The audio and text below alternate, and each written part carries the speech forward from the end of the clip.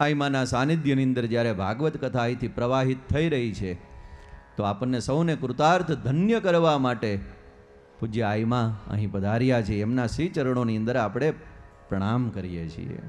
અને કેવો સુંદર મજાનો સંયોગ છે.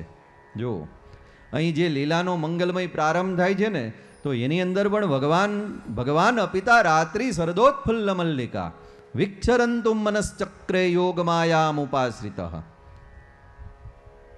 વ્રજભક્તોને ધન્ય કરવા, કૃતાર્થ કરવા માટે ભગવાન દિવ્ય રાસ લીલા કરવા માટે જઈ રહ્યા છે. ત્યારે ભગવાન પોતાની આહલાદીની શક્તિ જે યોગમાયા છે, પરાંબા છે, એનું આવાહન કરે છે. અને આજ રાસના અવસરે પૂજ્ય આઈમા છે એનું અહીં મંગલ આગમન થયું છે. ભગવતીના સાનિધ્યની અંદર જીવ માત્ર છે ને ભગવાનની કોઈ પરમ દિવ્ય લીલાની અંદર પ્રવેશ કરી શકતો હોય. આ એક સંયોગ છે.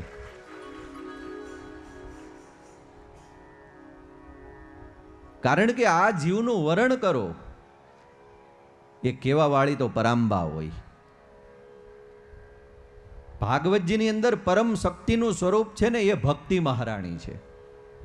ભક્તિ મહારાણી પરાંબાના રૂપે જ્યારે કોઈ જીવનો હાથ પકડે છે ને તો કહે છે કે એ જીવના જીવનની અંદર પછી ભગવાનને પ્રગટ થવું પડે છે.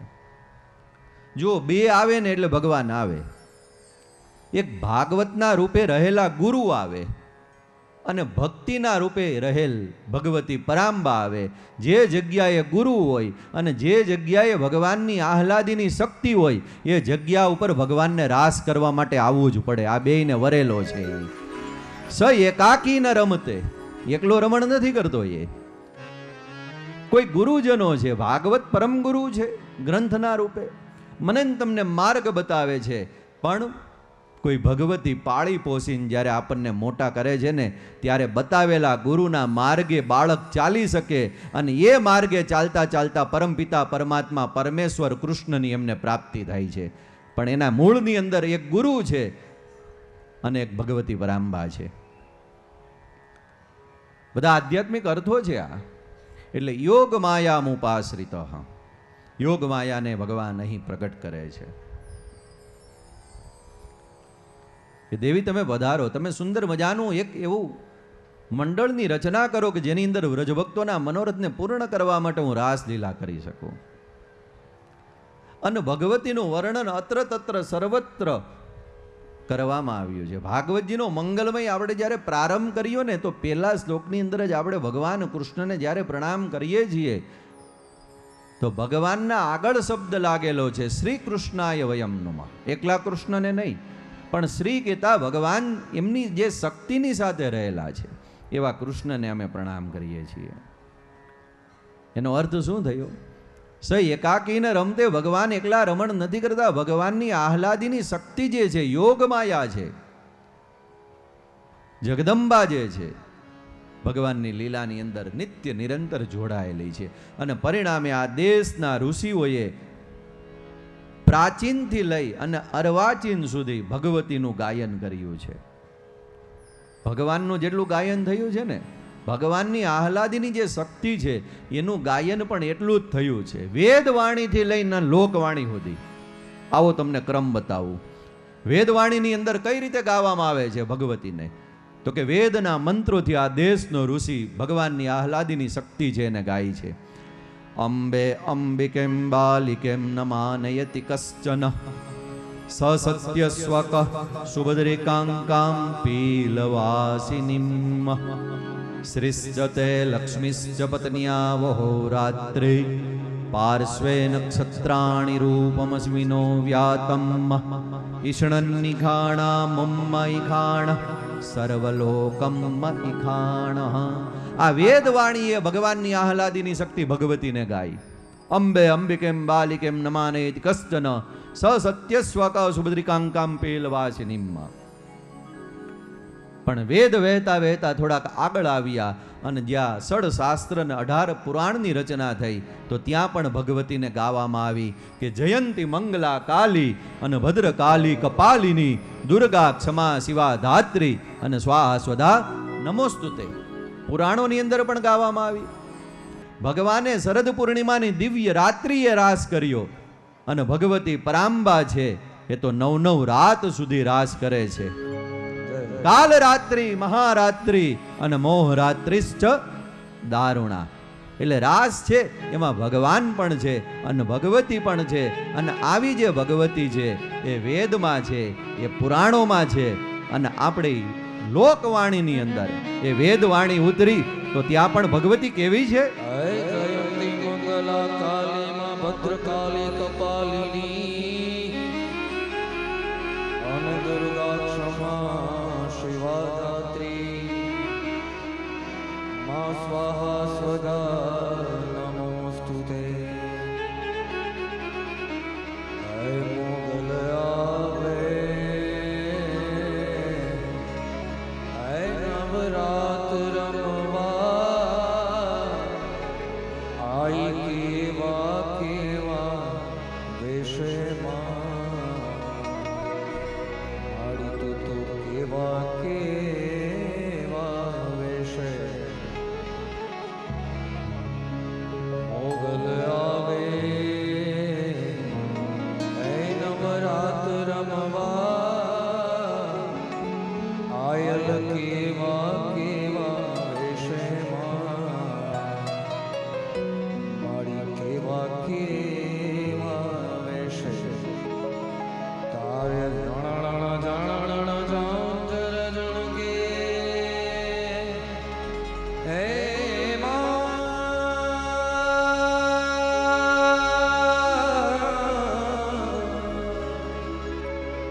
સિંહ મોઈને જણણ જણણ જાંજર જણકે આઈને લટુ મોકલેલા ભીમા.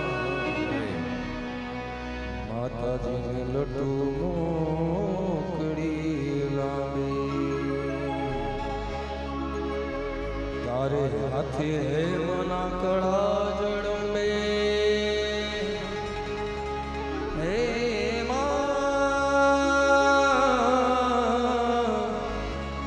તારે હાથે મના કળા જડુંબે આયલને લટુ મોકળી લાંબી માં.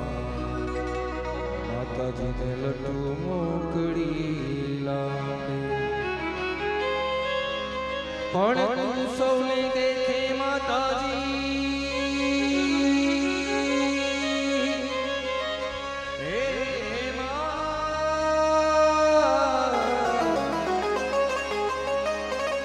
તું સૌને દેખે માતા પણ તુજને કોઈ નવ દેખે. મેઘલ આવે નવરાત રમવા આયલ કેવા કેવા વેશમાં આયલ કેવા કેવા વેશે.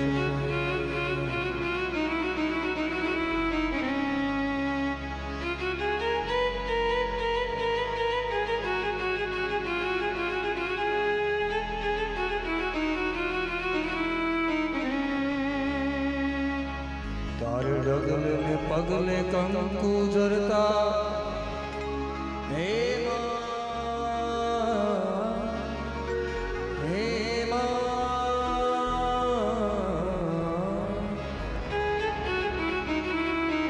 આયલ ને ડગલે ને પગલે કંકુ જરતા આખો માર્ગ રાતો આખો માર્ગ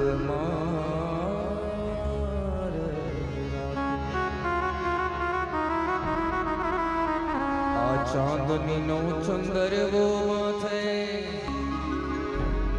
આયલ ને લીલી કોર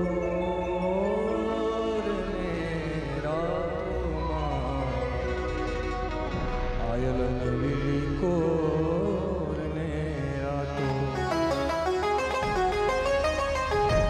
નવલાખુ બેડી માતાળી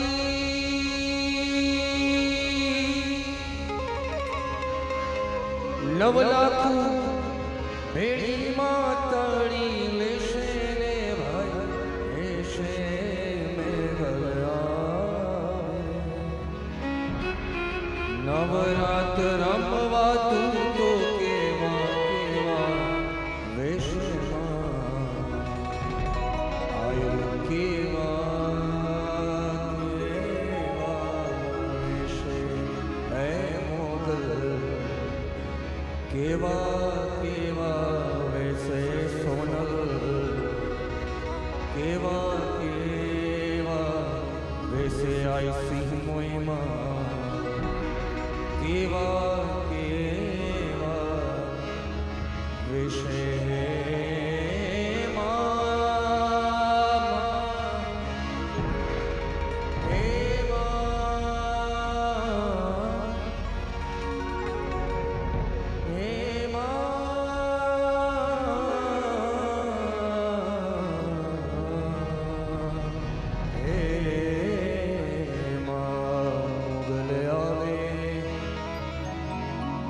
આજ નવરાત રમવા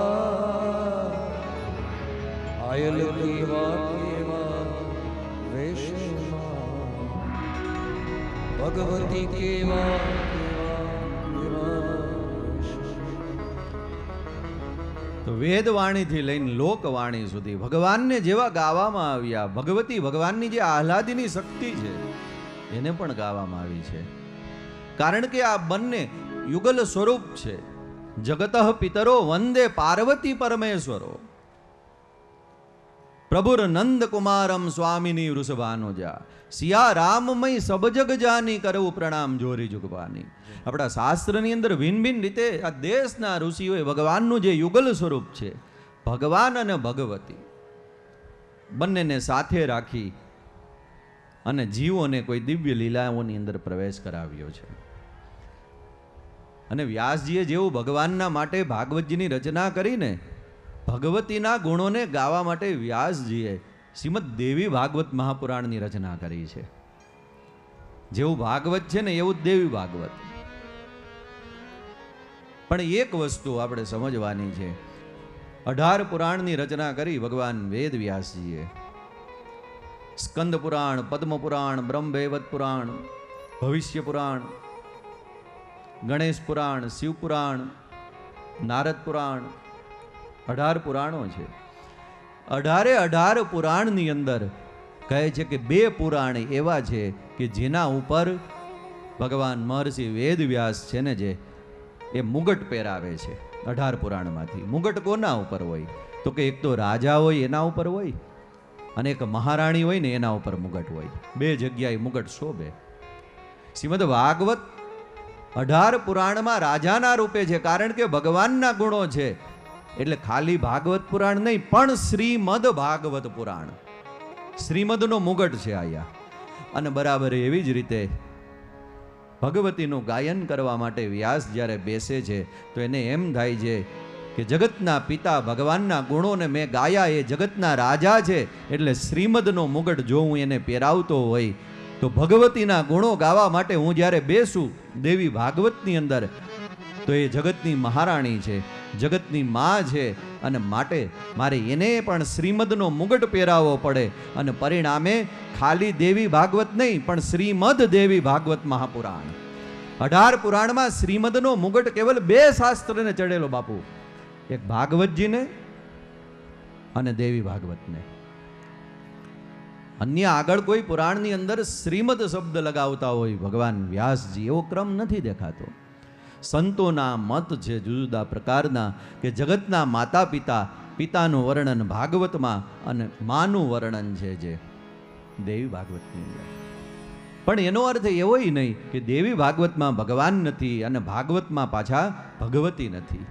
સ એકાકી ન રમતે હોય ભલે દેવી ભાગવત ભગવતીનું પ્રધાન ચરિત્ર, પણ ભગવાન ત્યાં ઉપસ્થિત છે.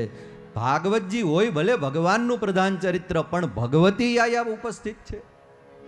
અને એ ભગવતીને રાસલીલાના પ્રારંભે અહીં ભગવાન પ્રગટ કરે છે. વિક્ષરંતુ મનશ્ચક્રે યોગ માયામ ઉપાશ્રિત. હે યોગ માયા, તમે પધારો.